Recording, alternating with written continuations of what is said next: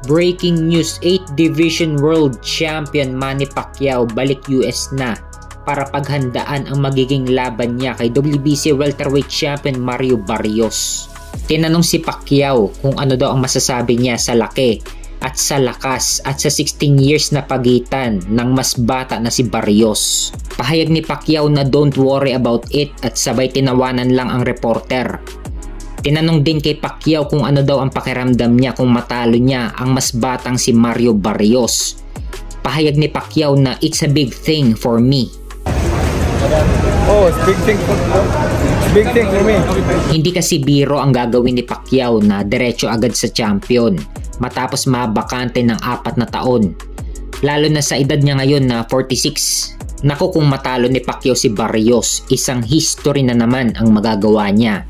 Kung matatandaan, taong 2019 nung tinalo ni Pacquiao si Keith Thurman at gumawa si Pacquiao ng history bilang oldest welterweight champion sa edad na 40 years old. At ngayon susubukan ulit ni Pacquiao na gumawa ng history bilang oldest welterweight champion in history sa edad na 46. Ibang klase. Kung manalo dito si Pacquiao, talagang panibagong history ulit ang magagawa niya. Sa mga ikinukumpara si Naoya Inoue kay Manny Pacquiao at sa mga nagsasabi na mas hihigitan pa daw ni Inoue si Pacquiao, ngayon pa lang hindi mahihigitan ni Inoue ang mga nagawa ni Pacquiao. Naging 2 division undisputed champion si Naoya Inoue sa bantamweight at super bantamweight. At soon to be 3 division undisputed champion kung sakaling maipon ulit ni Inoue ang mga titulo sa featherweight division.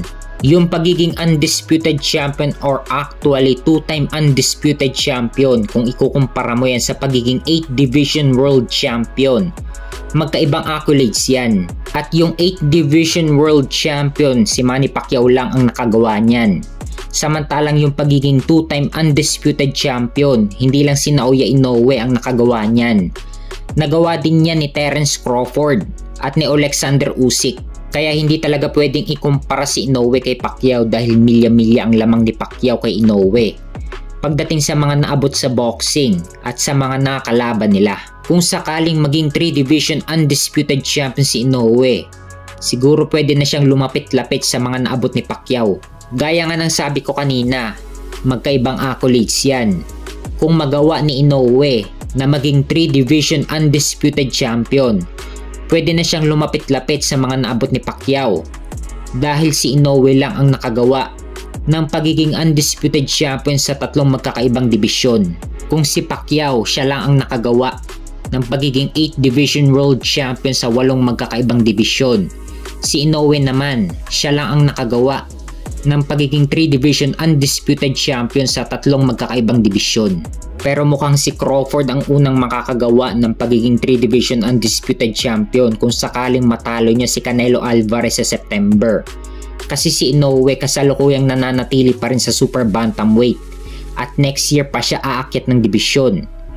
So kung sakaling manalo si Crawford kay Canelo, si Crawford ang unang makakagawa ng pagiging 3 division undisputed champion sa 3 magkakaibang dibisyon. Gaya rin ng sabi ko kanina, hindi pa rin pwedeng ikumpara si Naoya Inoue kay Manny Pacquiao. At yung mga naabot ni Pacquiao, si Pacquiao lang din ang bukod tanging nakagawa nun. At yung pagiging 8th division world champion, si Manny Pacquiao lang ang nakagawa niyan. At yung pagiging oldest welterweight champion, si Manny Pacquiao lang din ang nakagawa niyan. Never man naging undisputed champion si Manny Pacquiao, pero yung mga naabot ni Pacquiao, siya lang ang bukod tanging nakagawa nun. Tulad ng pagiging 8th division world champion at pagiging oldest welterweight champion. So ang tanong, magagawa kaya ni Naoya Inoue na maging champion sa edad na 40 years old? Kasi si Manny Pacquiao, nagawa niya maging oldest welterweight champion in history nung tinalo niya si Keith Thurman. Sa ganyang edad, kakayanin din kaya ni Naoya Inoue na maging champion sa edad na 40 years old? Sa ngayon, may edad pa lamang si Inoue na 32 years old at may 8 years pa si Inoue para gumawa ng panibagong record.